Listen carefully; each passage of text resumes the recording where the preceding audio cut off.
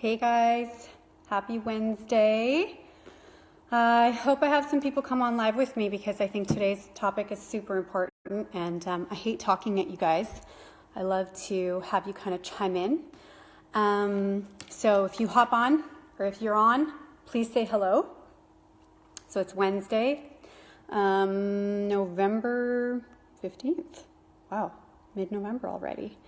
So if you're on, please say hi. I wanted to start off by, first of all, today we're going to be talking about the power of no. If you listened to either of the podcast episodes this week, we talked about the power of saying no for moms. On Monday, I did a quick 15-minute podcast episode on this topic and just sharing with you guys how I live a happy, stress-free, busy-free life as a mom by having learned to say no to the things that don't serve me. And then if you listen to yesterday's episode, we did, it was me and my guest co-host Bertia Kubechka, and we talked more about just owning your power going into motherhood and really making time for self-care, and the fact that self-care doesn't always mean a day at the spa. It just means that you are really saying yes to the things that feel good to you and making time for those things, and owning your power as a mom and being confident walking into motherhood. So if you haven't already had a chance to listen to those episodes, take a listen. But I did want to start off today by just sharing with you just a quick little, a couple little resources that helped me really get over that edge of starting to live my life in the way that best serves me and my kids and not anybody else. For those of you who follow me, you know that I lost my dad in the summer of 2016, and his death was the catalyst for many things for me. Just watching a healthy, he wasn't young, but he wasn't super old. He was 68 when he was diagnosed with brain cancer, and he was an otherwise very healthy man. Watching somebody like your parent who you love, who, you know this person and they are of you and you are of them. Watching them go through something like this is a life-changing experience. So just watching how his life unfolded alone was enough for me to reevaluate what I was doing in my own life.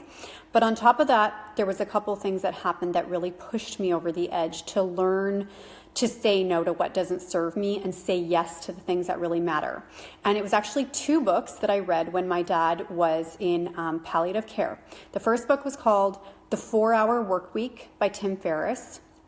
And actually, I didn't read this book. This was an audio book, so I listened to it. So you can listen to it as an audio book, or you can also read the book. So The 4-Hour Workweek by Tim Ferriss really talks about just the new rich and how to live your life in a way where you're making more money by working less and also making more time for the things that truly matter and not going for retirement as your end goal.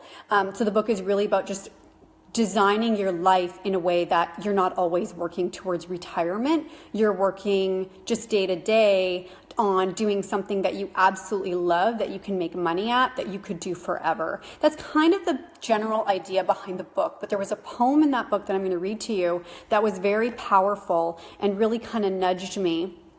And the second book I read was this one. It's called Hold On to Your Kids. Okay. It's by Gordon Neufeld and Gabor Mate. Hold On to Your Kids, Why Parents Need to Matter More Than Peers.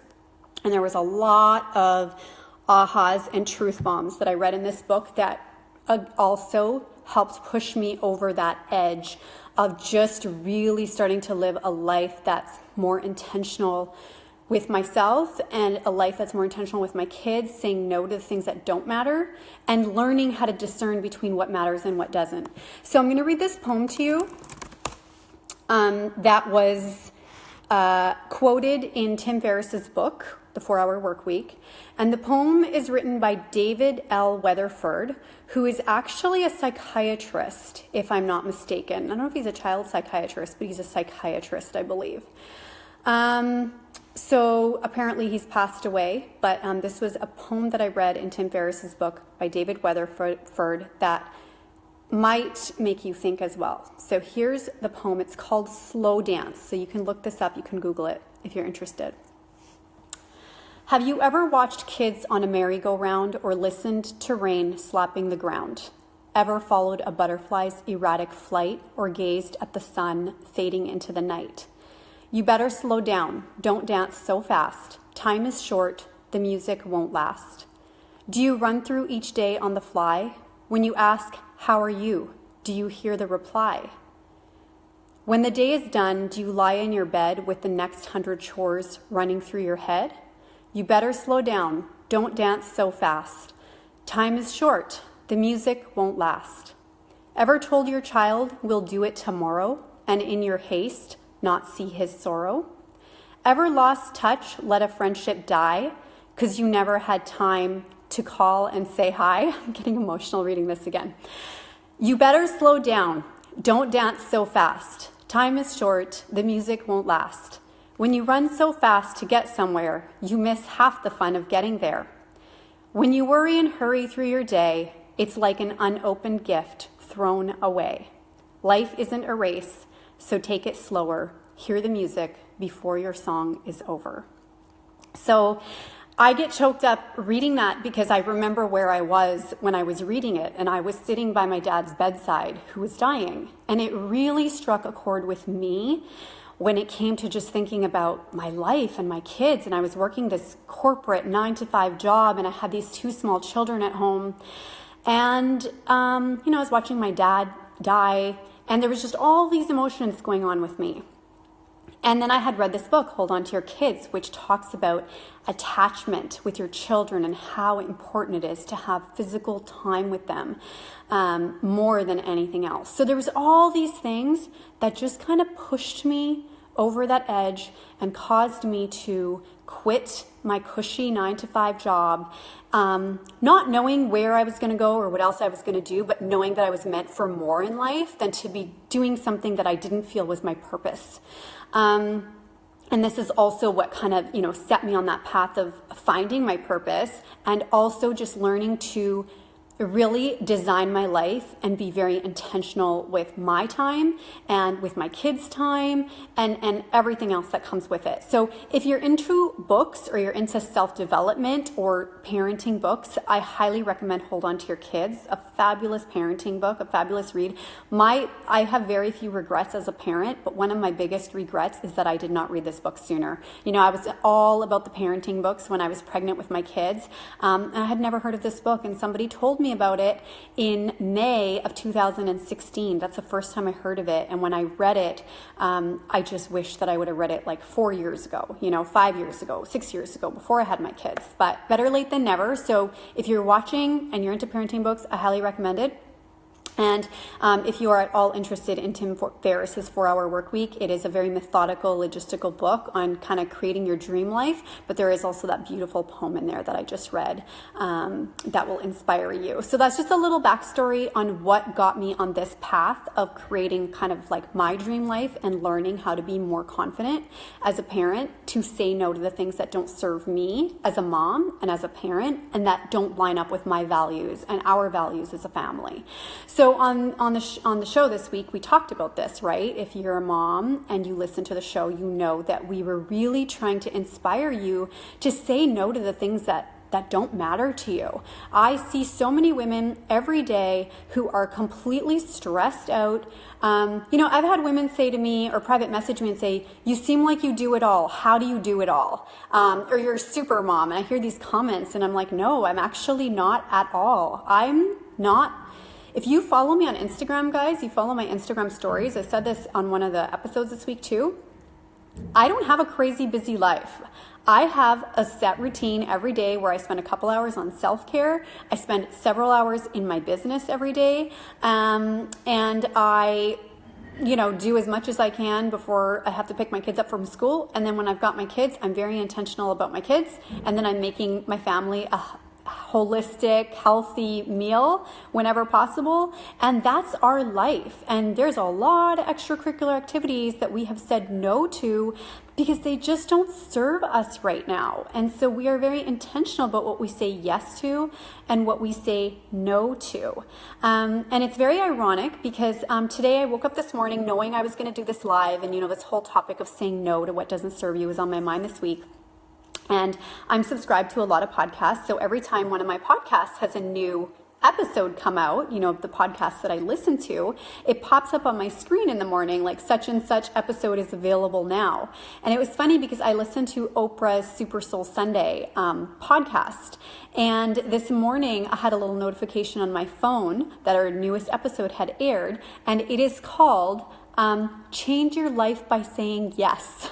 And it was by Shonda Rhimes, and or not by Shonda Rhimes, but Oprah interviews Shonda Rhimes, and she's the woman behind all these popular shows: Scandal, Grey's Anatomy, How to Get Away with Murder. So I was laughing to myself because I was thinking no all week, and then I heard this thing about how to change your life by saying yes. So you better believe that I listened to that episode before I hopped on here today because I was so curious what she had to say. And by the way, just on a total side note, if you guys follow me on Instagram, you know that I just started watching Grey's Anatomy. So I'm like catching up on however many seasons there are. I'm only in season 4. And spoiler alert for anyone who's on the same page as me, but Shonda Rhimes declared that McDreamy dies. Oh my God. I was like, what? So I was shocked by this news, and I'm still a little shaken from that. But the episode is fabulous. If you like to listen to podcast episodes, I highly recommend it. So again, it's Oprah's Super Soul Sunday podcast, and it's with Shonda Rhimes, and it's called Change Your Life by Saying Yes. But she says some really powerful things in this episode as well, including she also tells why she killed off McDreamy. So if you're interested, you might want to listen. She talks about the purpose, what moms feel their purpose is, and what moms really want for their family. And at the end of the day, what any mom truly wants is to set a good example for her kids and for her kids to have a happy life. And she talks about how you cannot have a happy life unless you are a happy mom yourself. And the title of the episode was kind of misleading. So I really enjoyed listening to it because she talks about saying yes to the things that are going to grow you, to the things that might feel scary, but in the end they might be amazing. And she also talks about saying no to the things that don't serve you in any way, to the things that don't feel good, to the things that don't align with what you are or who you are. So I love listening to that episode. So if you are interested in this topic of saying yes to what does serve you and saying no to what doesn't, I highly recommend taking a listen to this episode. It's only about 35 minutes. So hop onto iTunes, search Oprah's Super Soul Sunday. If you don't already subscribe to that podcast, it's a good one. But she talks about, why staying in and doing things that don't serve you is always a bad idea. So this can be your marriage. This could be a relationship you have, a friendship. I get that you can't always, quit your job like I did at the drop of a hat because it's not aligning with, your purpose. I get that there's other factors that go into being able to say no to things.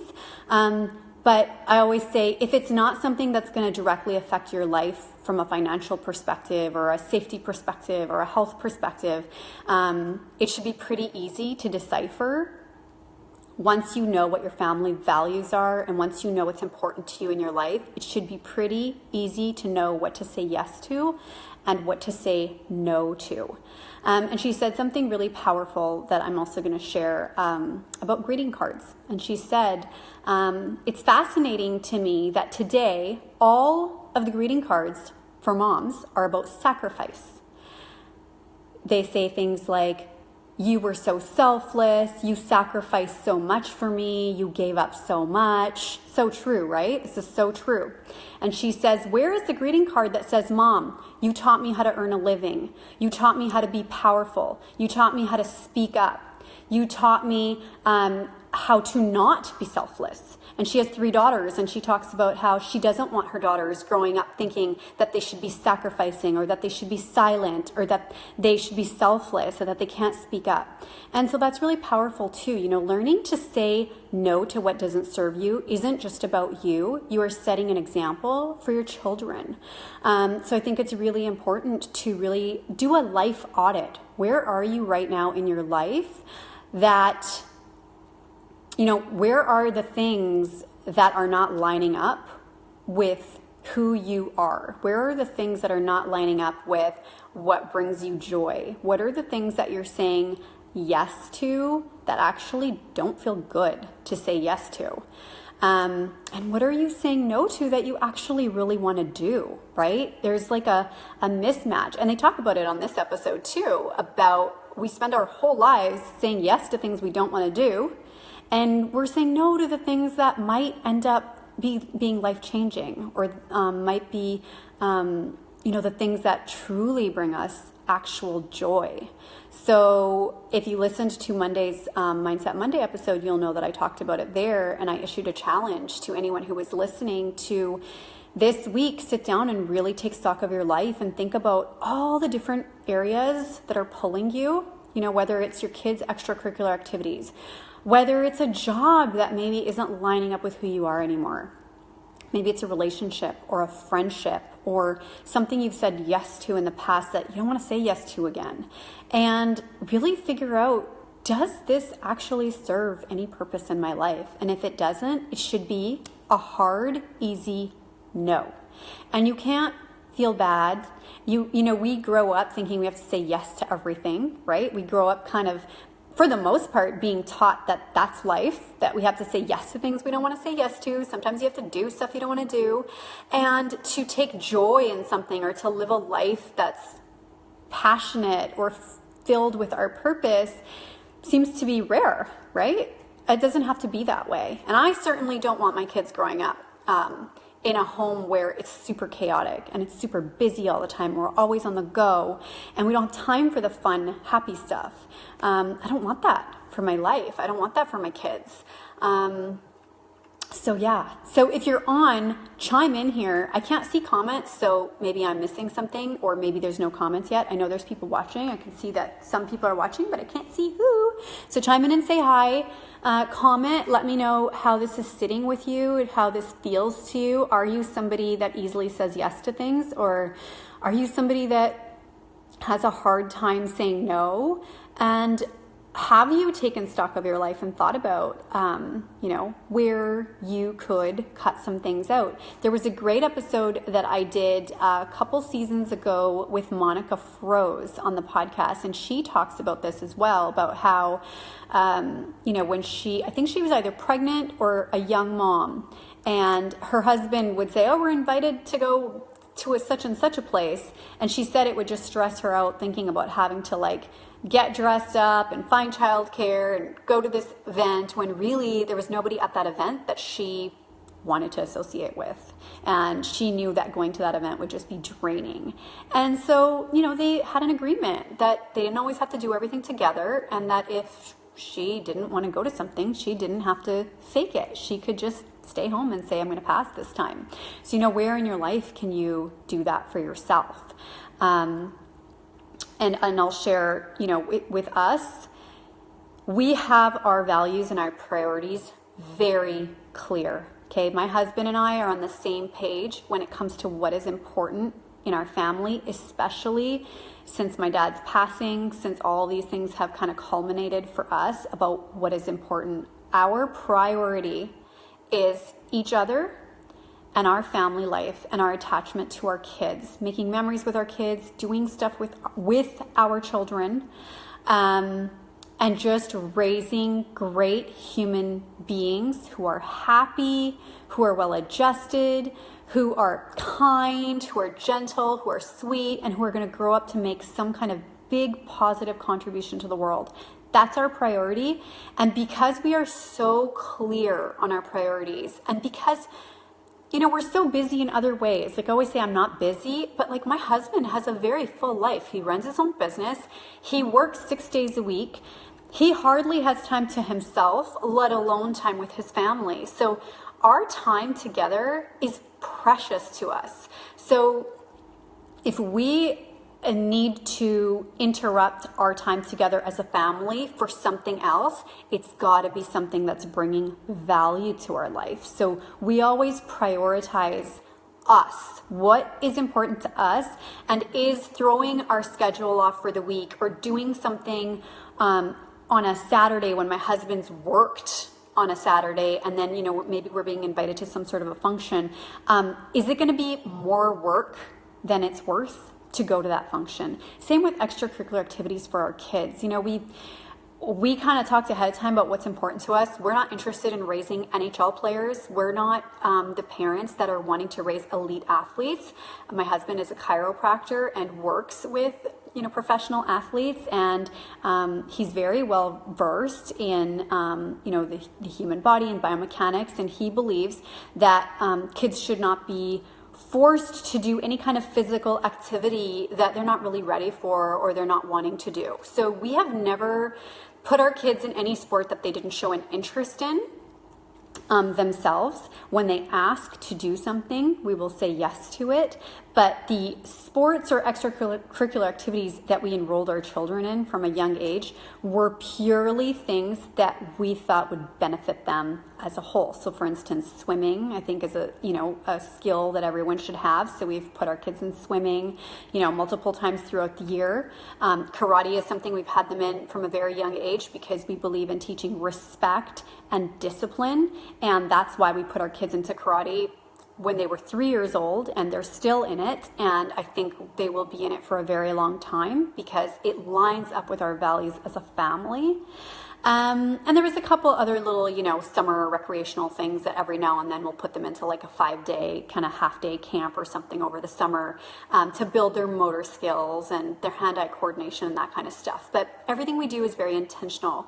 And as they get older, now they're in school, we just don't want to be having to cart them off here and there every night of the week. They've got karate 2 nights a week for half an hour, and I think that's good. And the rest of the time, I like to keep them close. I think that's really important. And if you read that book, you will also see that that's important and why that's important. Same with, social functions, birthday parties, that kind of stuff. We say no to anything that just doesn't line up with what we're all about. And we also don't give in to people around us who might make us question what we're doing, right, moms? So if you're a new mom or you're an expecting mom, this is a great lesson for you to learn too, is once you have your baby, or when you're a young mom, your mom and your mother-in-law and maybe your sister who already has kids, or a family member or relative, they're all going to have an opinion on what you should and shouldn't be doing, and they're going to share it with you. And I just urge you, mom, to know what your value system is and what your beliefs are. And if you're on the same page as your partner, that's all that matters. Do what works for your family and shut out the noise, right? Early on for us, we went through the same thing. We were raising our kids a little bit differently than our parents raised us, and we had a lot of questions and a lot of eyebrows raised about how we were doing things. For instance, sleep has always been very important to us. I did enough reading to know that a happy child is a child who has slept well, right? They nap, they sleep throughout the day, they sleep at night. Creating these routines and ensuring they have good sleep habits is so important. That was like our number one priority from the day our kids were born, was making sure they had good sleep habits. And so we didn't let anything interfere with that, because it was working for us. So if we were invited somewhere and our kids were going to bed at 6 o'clock or 7 o'clock and that didn't line up with our schedule, we were saying no to that. If we were invited to a wedding or a big social function, we were not taking our children with us. If we wanted to go and have a good time and we felt that this would bring us joy, we would go. But we would figure out a way to make sure our kids were at home and in bed when they needed to be. And people would say to us all the time, well, you didn't bring the kids? How come you didn't bring the kids? And I'm sure there's some eyebrows raised about how strict we were, or why we were sticking to this sleep routine. But the thing is, that worked for us, right? That's just an example, but it's like, you got to do what works for you. And if you're sleep is just an example. If you're a family who wants to be able to fly by the seat of your pants and that's not important to you, then that's great. Then you do that, right? You do you. You got to do what works for you as a parent, and you got to say no to anything that doesn't work for you. You are your child's advocate, and you're your own advocate. And if you're constantly saying yes to things that don't feel good to you, that means you're saying no to the things that might be things that could be life-changing or happy-making things. So learning to say no to what doesn't serve you and yes to what does is a skill, but it can result in a much less busy, much more stress-free, happy life where you feel like you're truly living and enjoying life. And don't forget that poem that I read to you today. It's so powerful. You know, you don't ever want to be in a place where tomorrow kind of never comes. So I encourage everybody to take stock of where they're at in their life right now, whether you're a new mom, an experienced mom, wherever you are at.